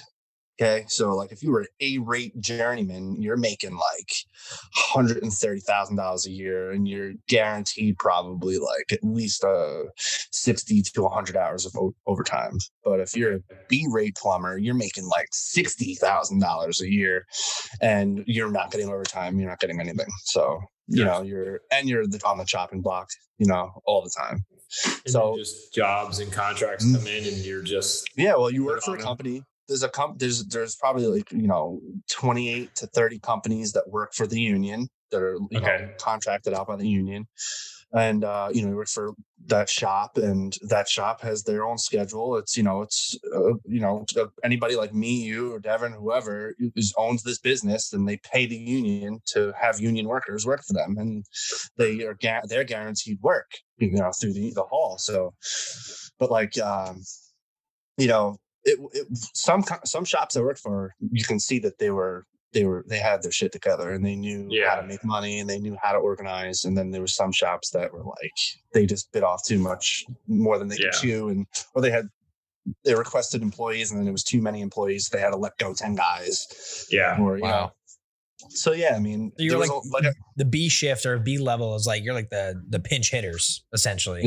Yeah, pretty much. And then like there were some jobs where, like a B guy can't work on an A job, but an A guy can work on a B job and get B rate, if that makes any sense. So yeah. Sometimes there was a lot of drama on some of these job sites, and there's the A guys, they're all like tough guys, union guys, and wearing their $300 worth of PPE, and they got like a $150 jacket that doesn't even have a fucking mark on it, and they're like union guy. Oh God. It's unbelievable, some of this shit that I had to deal with. Wow. I'm this guy that's just like, I just want to like, I can't imagine you. So my wife's happy that I'm bringing something to the table. Yeah. That's all I want. Exactly. And it was impossible. It was so impossible. I hated it. You could even make it to the union that these people, like I've spoken to hundreds, we're all from New York, and like the job was a union job, So, but you could actually make it to a union job for all the listeners, and people are like, "Oh, that's my aspiration." That you could get there and be fucked. Yeah. Yeah. So I always get so frustrated when people are like, "Oh, what do you do?" I'm a union plumber. Oh, it's not a good job, man. It is for some people. Some people love it, and it really does depend who you are. And how you got into the union versus, some people get in, like I got in because I was referred by a mechanic that referred me. Yeah. Some people get in because they sign up online and they get an appointment, they get an interview, then they go through the whole trade school, they go through the 5-year apprenticeship program. And during that 5-year apprenticeship program, they meet people and they make their names known. And, they're in the pot of the clique. And then those people who go through the program, those people 9 times out of 10 are more successful than people like me who got in as a referral. There you go. So that's what it really comes down to. I'm going to be honest. If I would have joined that union and did the apprenticeship program, I would probably still be in the union because I would have been accepted. You're the good old boys club. Yeah, exactly. That's all it is, man. That's all it is. It's like anything else. Yeah. So if someone's looking to do that, that's the route to go. Yeah, man. I mean, I was, I had spoken to Devin the other day, and, the first time you come to a shop, right? And you introduce yourself. Hey, how you doing? My name is Matt. I'm a B-rate journeyman. The first question of every shop that I went to was, "Oh, did you go to the apprenticeship program? Who was your teacher?" And I'm just like, I got referred and I showed my W-2s. I have experience with a non-union shop. Yeah. And, they accepted me, they interviewed me, whatever, but I didn't go through the program. You're nobody, man. You're nobody. They don't care about it. You're the first one to go. Dude, I had more knowledge than some of the guys I was working with that had been in these shops for 4 years. There was a shop that I went to, I'm not going to say the name of the shop, but there was guys working for this company for 4 or 5 years, and they knew nothing. I can come in and do any task at hand, but I was still the first one to go. Wow. Yeah. So it's very interesting. It's sad. It's crazy. It wasn't for me, man. Politics. Yeah. So anyway, I would get laid off, and one day my there's a lot of Facebook groups. There's a few moms groups that my wife follows, Levittown Moms and East Meadow Moms, and all these Long Island and Nassau County towns have these groups. And she was on one of these forums, and somebody posted saying, in search of somebody to do a fall cleanup or, and cut my grass, I have a party or something. So she's like, you should hit him up. We have a lawnmower. You should just go over there and cut his grass, and you'll make like maybe $100 or something. Yeah. So I did it, and boom, I went, I did it. I got paid. And I thought to myself, I was like, man, that was easy. And then boom, somebody else did it, and then that person tagged me, and then I responded, and bing, and it was just like out of nowhere. It was just like wildfire. Like people started, I started responding to these posts, and I would go do the work, and they enjoyed it, and I got paid. And that's the whole beginning of the idea of maybe, just maybe, I can do this full time. Wow. Yeah. So while you're cutting, this I'll call it side work at this point, because it's not, obviously hasn't blossomed into what we're at now. But are you still working at the union on and off at this point? On and off, yeah. I'll go back to 2 years ago. I was actually involved in a motorcycle accident, and I shattered my elbow. And my elbow, actually, my radial head and a couple of the parts of my elbow were replaced with titanium. So I was down for like almost 8 months recovery, man. It was the most painful thing What in happened? my life. What happened with your accident? Oh man, it was January 7th. It was a winter. It was freezing. I had a bald tire on my Harley. I know all about it. I was like, man, my hair was long. I was like, I'm going to go get my hair cut. The barbershop's around the block from my house. I'll just take the Harley quick. I wanted to just rip it quick. I had heated gear, and I'm not a seasonal rider, man. I ride all year. Right. I ride in the 5 degrees, man. I don't care. I'll bundle up. I got heated gear. I'm good to go. So I took the Harley. I go get my hair cut, and I come outside. I made like a little Instagram video of the bike idling. I'm letting the sheet up, and then I get on the bike, and there was nobody around. And I'm backed up on the curb, and I like to get a little sideways on the Harleys. It's fun, So I freaking let your hair down. I strap my helmet, and I slowly pull out into the street, and I crack it, get the bike completely sideways. And then boom, I just whip back, and I high side at like 30 miles an hour. Oh. I went flying. I was 12 feet in the air, upside down, seeing the earth upside down. It was like slow-mo, man.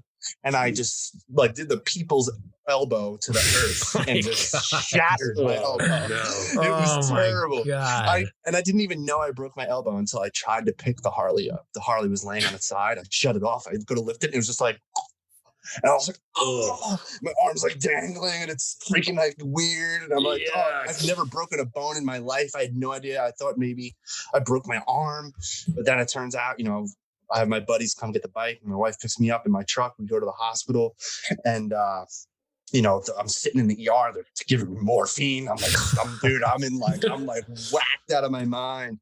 And they're like, there's this one guy, he's got his arm underneath my armpit, and he's like holding me, like bear hugging me. And I got 2 other guys that are like pulling on my arm, like, it's dislocated. They're like trying to like fix my elbow. And the one guy's like, no, I don't think this is dislocated. I hear a blah, blah noise or something. So they take an x-ray, and my elbow shattered into freaking pieces. Oh my God. Whatever, I'm like morphed out of I'm morphing like crazy, and I finally go home. They cast me up, whatever. And no, it's crazy, man. I got the surgery like 6 days later, and the pain after the surgery was 1,000 times worse than the pain before. Wow. 1,000 times. I was moaning. I couldn't sleep for like 2 days. I was like, oh, it's terrible, bro. I have video. We have like a Wise Cam, like a little inside camera. Yeah. There's footage of me like moaning at night. It's hilarious. But yeah, so whatever. I'd like to get a copy of that recovery, if possible. Yeah. Just send me a copy of that so I can put it on the website. Yeah, so I had like an 8-month recovery, and then boom, the shop that I was working for in the union actually hired me back. And I was like, man, this might be the shop. Nice. Like they hired me back. I was hurt, and they called me back. So this is it. But that shop was in shambles, man. It was it was much smaller than any of the other shops. I previously worked for businesses, that had 250 plus employees. And now I'm working in a shop that has 8. Jesus. So big total dynamic change in workflow and what was going on. It was like a mom and pop shop that was, paying union dues to have union workers. Very weird. So whatever, I get laid off from there, and then I start working, doing little bits and things, little side gigs. I did some plumbing side gigs on the side, getting some cash here and there. And then, I started thinking, it was towards the end of the season, last year, and I started putting out a lot of advertisements for like fall cleanups for lawn care. And once you started getting like a beak wet with these little side landscaping positions. And all of a sudden now I'm cleaning up crazy amounts of leaves, and I'm doing fall cleanups, and people are like, oh, we're looking for a landscaper. We if you're doing contracts, we'll definitely sign a contract for next year. And I was like, all right, cool. And at this point, I'm not even like a business. I don't have contracts. Dude, I literally have my pickup truck with a residential mower, a crappy weed whacker, a crappy blower, and like garbage bags. And that was me, bro. Oh my God. It was like a bare minimum, and I made it work, And then, after, that whole season, I had probably like the first year I had like 7 clients that were like on board. Right. Wow. And, my wife, we started talking and I was like, no, I really think that we could do this. And she was like, all right, well, like I said before, the way it worked in our dynamic of, money coming in, I'd give her my money and, I had an allowance. So I didn't have savings. I didn't have money really that I could just go spend on whatever I want. So disposable money. She was really the one who made this all possible. We are partners in the business. So, she had money saved from, her income, my income, whatever it was. And we decided, she was willing to make an investment and trusted me enough that, we kind of took a leap of faith and, we went and got a trailer. I said it because, I needed a trailer. I feel like that would be more easy and it looks a little more professional than pulling something out of the back of a pickup truck. Yeah. And then, I actually, my first mower is actually over here. It's really funny. I found a used like 1993 commercial mower. This thing's old, right? But it was a commercial mower. It's a 30. It's a bit. A homeowner's mower is 22 inches, so it leaves these little stripes on the lawn. It doesn't look professional. So I don't want to. Yeah. So I found this mower. It's 32 inch. I'm like, oh, this is what I need, and it worked. It's striped. It worked great. Whatever. And so I got that. I invested in a weed whacker and a trimmer and this and that. And she pretty much laid out everything for the business. I guess it's our combined savings, but she's more responsible with money. So it's really, it was her investment in me. So that's how I look at it. That's awesome. And man, I just started making posts, and then I went to Vistaprint and I made cards, and then we were like, yo, we got to make this official. Like this I can't be going around just a truck and a trailer and not be licensed or not be insured and not have, the proper documentation to be working the credentials in this field. Yeah, exactly. So we started doing the research, and we had to pick a name. That was like the hardest part, What'd you come up with? Well, I was going to do something like typical, like, Matthew's Lawn Care, I was like, I don't want to be that guy. I don't really like the businesses that, it says your name. I just never been a fan. I've worked for companies that it's like, what's his name's contract? I don't care about that. I want it to be kind of a slogan and the business name in one shot. Right. You know what I'm saying? So we decided to name it We Mow How You Like It. And honestly, the response that I get from new clients and people in passing that, hey, can I get a card? I'll be cutting a lawn and a guy will be riding his bicycle and he'll stop me. Like, hey, you have a card? I'm looking for a landscaper, whatever. And everybody chuckles at it. It's like the greatest thing. Oh, we might like it. It's great. Everybody loves it. Yeah. So, it's awesome. I feel like it shows our personality, me and my wife. So it's like, and that's what I want to, I'm not trying to be just a normal lawn care business. I'm trying to serve people and, have great customer service. I want it to feel like, we're friends, like, even though it's business, but the communication is so important.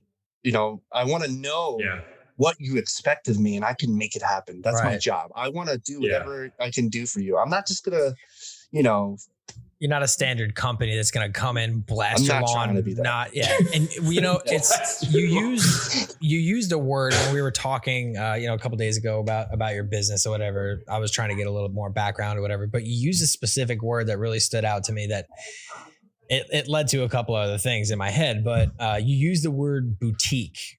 Boutique, boutique. Because standard, anybody building a business today, even myself, when I first originally talked to you, because I'm like, yo, congrats on the business, and so I'm asking you about growth and all this other stuff, and you brought in a whole new angle of business that I didn't even really take into consideration. Yeah. So you when you use the word boutique, I think that honestly best describes what you're going for. Yeah, man. So pretty much it's like, typical business, they got a crew of guys, and everybody's mixed matched with what they're wearing. Everybody's, it's just like a rush. It seems like such a rush. Like I've worked for a landscape company. I know the deal, and it's like in and out, bang it out. Let's go. Got 36 houses to do today. Yeah. These guys got 180 accounts, and it's like, I can't even imagine. That's not what I'm going for. I want to have a solid 40 to 50 accounts that are, good clients, right? People who want good service, not the guy who's just looking for the cheapest cut so he doesn't have to do it. I want the person who wants to hire me because I'm going to make your lawn green. I'm going to be there when I say I'm going to be there. I'm not going to leave clippings all over your house or in the street. Your neighbors aren't going to complain. I'm going to be on your property wearing, my company shirt, clean cut, ready to go, good equipment. You're going to make the neighbors jealous, basically, of their lawn. In a way, I'm going to spend time on your property. I'm not going there and just rushing it. I'm going to walk around. It's crazy, man. It's a lot of these guys, they get so many clients because they have such big overhead and they have so many guys that they got to pay. So they need these clients. And they don't care what their clients are. As long as they're getting that 30, 40, whatever, $35, $25 a week from that one client, and they have 180 of them, they're going to make bank roll. That's all it is. Well, let's talk about that. Let's talk about your volume. Let's talk about your overhead. Let's talk about your expenses so far. As a business owner, you were jumping into talking about getting licensed and insured and getting your credentials all squared away. Take us through that. All right. So once and again, Meredith, my wife, is way more computer savvy with me. She's way more, her reading and comprehension is way better than mine. so she's like the mastermind behind all like the logistics of everything. And I'm the one that's got the knowledge. You're the lawn care guy. Cutting. I have a lot of passion for it. And I'm still learning every day, man. It's great. There's a lot of sources out there. There's a few podcasts I listen to, Launchpreneur podcast. There's a lot of Operation Journey. Operation Journey is great, man. Shout out Operation Journey. So first thing we had to do is file for, get an LLC, and we had to pick the name. So we picked Me My How You Like It. And then we had to buy the rights to it for New York State, and that was like $200 or something like that just to get the name. And then you could pay more to get like a optional certificate. So you have like physical proof of like certificate. This is your LLC. So We Know How You Like It. Then also we had to put 2 articles in a newspaper to show that we're opening our business or whatever. So that is that per instruction by the state saying you have to do that? Okay. Yeah. And that was like $250. So now that's another $500. Yeah. You're 500 deep. Back to the whole, we had already spent close to $2,500 to $3,000 between the trailer and some of the equipment that we bought. So we're at like $4,000. Then we paid for it. We had to do insurance. So we sourced Meredith sourced a bunch of insurance companies. That was like another $500 for the year. We paid it up front. Boom. Yeah.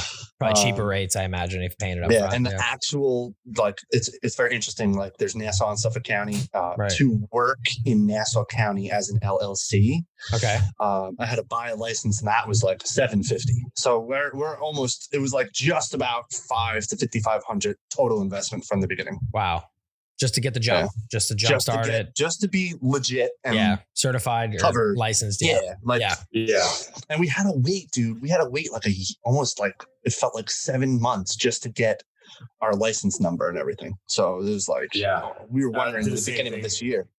Yeah. Took forever, man. So you made the investment. You weren't even sure you were going to be able to do it legitimately. Dude, I didn't even know if I had 7 clients. We dropped $5,500 and I had 7 clients. And I was just like, we're going to get this. I'm going to do it. Like I have this weird feeling, and now. So with 7 clients, what does that look like? Revenue wise, like what are you bringing in with 7 clients? Not a lot at all. I mean, it was literally, I was literally making nothing. It was just like all hope that I'd get more. So like, $30, $35 a cut, I was making like $300 a week. Yeah. Ooh, don't spend it all in one place, bro. That's Devin's allowance right there. that's 2 weeks. That's 2 weeks. You're doing better than me at that point. That's before expenses. Yeah, so I was going to say gas. Putting gas in the truck, gas in the mowers, 2-stroke fuel mix, and oil. Yeah, man, weed whacker line, like all sorts of stuff. Like I felt like we were just spending money. Whatever money comes in, I'm just spending it. But like I was saying, I follow these podcasts and they say like the first year or two, like you're going to have to invest completely into your business and live on like nothing. So I'm very grateful that, Meredith does a great job and she's able to hold it down while we're on this journey. This journey. So that's two. So, nice. So you're 2 years in now. Is that what you're saying? No, well, it's kind of like a year and a half. I started at the end of last fall. Like I started at the beginning of last fall, and then that was only like 4 months. So this is like my first. This is my first year. Like, oh really? And so where are we at now? Right now, I have 31 clients. Wow. It's impressive. And it's like, and we're getting calls for, estimates all the time. And it's just like, it's awesome, man. And is it just you now still? Yeah, and that's part of my business plan too. I want to be a solo operator for at least the first 3 to 4 years of the business. This is what I was talking about with the it's a different business module that you're going after. And I know you were telling me originally when we talked, a lot of your inspiration came from people on YouTube, people, podcasts, things like that. People were breaking their businesses down and how it's functioning, and it works. Shout out to Brian's Lawn Maintenance, man. That guy is a guru. I've watched over 50 to 75 probably videos of his that are hours, hour long each. I would be up all night. It's crazy how many videos I watch. I watch his Instagram stories all the time. He's so positive. Cool. He's got a lot of great information. So and it's awesome. It really is. I love all these podcasts. There's a lot of great information. Are you breaking even now? Have you guys been able to see an influx where this is your dreams becoming true? I mean, 31 is pretty awesome now, Well, we actually sat down last week in the living room, and we were just like, she's doing her numbers on the computer, and if I get like 7 to 10 more clients, I'll be making a little bit more than I was in the union. Oh yeah, that's awesome, man. It's really nice. Absolutely no stress. Yeah, no overhead. I love it. Dude, I pop my earphones on.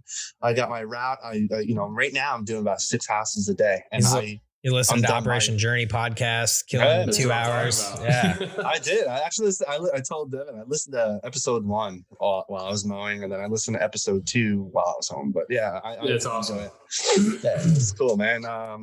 So can you handle those 7 more by yourself? Is that, dude? I probably could handle 20 more, to be honest, because I'm waking up at like 10:30 and coming home by 2:30, 3 o'clock every day, and I'm not working Mondays. That's Tuesday through Friday. Wow. That I'm working. So once it starts coming in, I'm gonna start filling up Monday, and I could start filling up Tuesday through Friday a little more. And I'll have to start earlier, obviously. But right now I have the freedom where I don't really have to. But I feel like once fall starts coming, I'm gonna start getting up real early and start trying. It's hard, man. This business is hard right now because what I learned last year, a lot of people are looking for new lawn, the landscapers, a lot lawn care guys for like fall cleanups. So that's like my opportunity to get clients. So right now I'm just managing, and I feel like I'm gonna get those 10 plus pretty quickly, easy. And it's so funny, man. It's and I know you've done business too for yourself, and it's like, I was so desperate for myself in the beginning to get whatever client I can get. And I was just like, all right, whatever. And I was taken advantage of. And it's like, it's so funny. It's like, even though I was looking for customers, some of these customers were looking for me. They were looking for the guy who's kind of nervous, who they could kind of take advantage of and say, oh, well, $30 is too much. I think you should do it for 25. Yeah. And I'm like, oh man, I could get another client, even though it's 25, it's still something. And I took it. Yeah. Not doing that anymore. Yeah. Don't do that. Dude, I learned so much in a small amount of time. It's crazy. Now, when this fall comes, yeah, I'm gonna have my nice shirt, my polo. And I'm the man, dude. You're not taking advantage of me. I know my worth now. I know my worth. Awesome. When you told me that story, it reminded me of something I saw on Shark Tank, and I watch a shit ton of Shark Tank. I love that show. Watched a bunch. There was one guy that came on there, and Mark Cuban called him out, as he always likes to call people out on that show. A guy came in with this very niche clothing line. It was like made out of these old rugs that were recycled, and it was all eco-friendly. And he took all these like Afghani rugs, broke them all down, and he was sewing, hand sewing these clothes together. Like he was making like underwear and pants and shirts and all this stuff. And he's like going to these. He's out there, dude. But he basically, Mark Cuban told him, like, dude, you have a niche setup here. This isn't something you mass produce and put on the on any old clothing store shelf. You know what I mean? You have a niche item. You should market it as a niche item, and that's what will change your whole revenue. It'll change everything. People make paintings, right? You could buy a copy of a painting for hell of a lot cheaper than the actual original, but like people do that one singular thing. There's a market for the originals. Exactly. Yeah. So that it brought me back to that. That's what like blew my whole mind about the whole business model you were talking about. I was like, in my head originally, I'm like, dude, what? Like, everybody says the same thing, man. Buy trucks, hire people. When you gonna hire guys? When are you gonna get them to the crew? When you gonna work for? Let them do the work for you. And it's like, that's what everybody does. But exactly, and that's why like you're having fun doing it. It was so interesting to hear what you had to say about it and how you planned on running this business. I was like completely mind blown. I was like, that is genius. So I want to be a real like somebody who actually cares about the service, and it's like I said, like there's a guy I follow, and that's what he does, and he it's so cool, man. Like that's what I see this company turning into, and what it already is right now. I show up, I do everything. I don't have a crew, I work solo, and I get the work done, and I spend time on it, so it's quality work. That's and awesome, that's it. And the communication is the best part. Like I feel like you can tell when somebody wants to hire you for your not for just a cheap. Not your lawnmower, but for you. Yeah. So it's cool, man. They're hiring the person, not the job. Yeah. And like, I could already tell there's like a percentage of the clients that I have that I will have them for years. Yeah. Guaranteed, because awesome. we just click. Yeah. You know what I'm saying? And then there's already some that I know that I'm like, these people, they literally don't care. They don't water their lawn or whatever. They just don't want to go cut their grass, so they're paying. Exactly. Whatever. Right. Those aren't the clients. I want the good ones. Yeah. That's cool, man. The good one. Everybody wants the good ones. Yeah, man. That's right. That's good though, man. It's so nice to see. After hearing everything from the beginning to where we are right now, it's like, this is why we do this podcast, to hear that amazing story, man. Just like top to bottom, where you came from, where you are now. It's like mind blowing. Yeah. Yeah, man. And I want people just to like really understand, like, coming from nothing, hitting a bumpy road with drugs and losing your brothers, and it's not the end, man. Like, it's not second chapter, you got third chapter, whatever. In like high school diploma, you have your own business, you're growing your own business, you're doing things how you want to do it. It's just like, that's awesome. Like you can come from nothing and don't give up. Keep striving to do what you want to do. 100%. Awesome. That's awesome, 100%. man. So from so where we're at, so your current business strategy, you're just gonna shoot to gain those extra 10 clients and maintain there. You're just gonna try and continue to grow, or I'm just gonna filter. I feel like what's gonna happen is when I hit that mark and the income is where I want it to be, what'll happen is, I'll lose customers here and there because that's how the business is. People, they want to hire somebody new and they'll tell you, hey, listen, I'm going to go with somebody else this year. But that's not necessarily a bad thing because those are the customers that you don't really want. Yeah, so exactly. So that gives me opportunity to then find, it's going to filter out, and I'll eventually have a bunch of clients. My goal is to have 40 to 45 is like the perfect number. Yeah. And, maybe 5 years from now or 3 years from now, at that time, if all of those clients are good clients, my business will thrive. Yeah. 100%. Awesome. So at that point, you're going to consider maybe vetting for another companion, like someone. I say companion because in a business like that, you have to have a companion. You can't just have an employee. You have to have someone who has the same mindset. Maybe.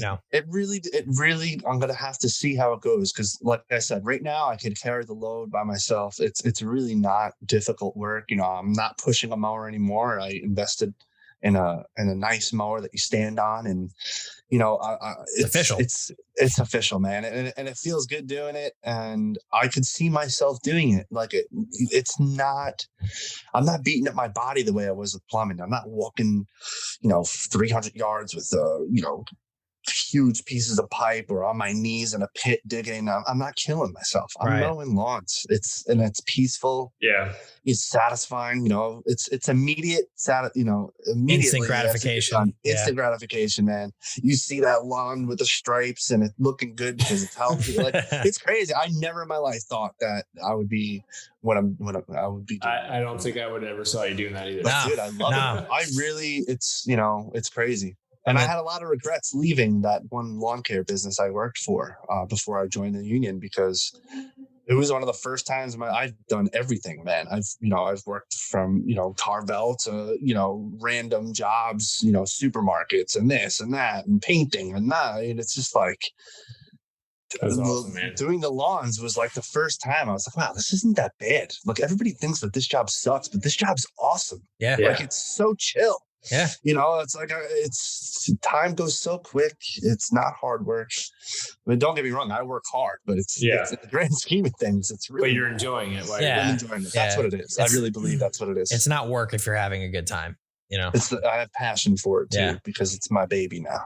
Yeah. It's beautiful. That's awesome. Love that. Yeah. Love that. We mow it like you like it, or how you like it. I butchered it. I knew I was going to butcher it. We mow how you like it. We mow how you like it. That's awesome. That's awesome, dude. That's great. Yeah, man. This has been an awesome first official episode where it's not me and Cody talking back and forth. And I loved every second of it, man. I love to hear that story. This is a good one to start off with, especially because it comes so close to home with everything. Yes. Yeah. We've been friends for so long, and every hardship that you went through, we kind of went with you through it. So. Yeah. You guys were there, man. It's crazy. It really is. Still learning new stuff. You know what I mean? How long have we all known each other? Every day. Your motorcycle accident, I wasn't privy to the details of your motorcycle accident. You know what I mean? It's just one of those things. Yeah, man.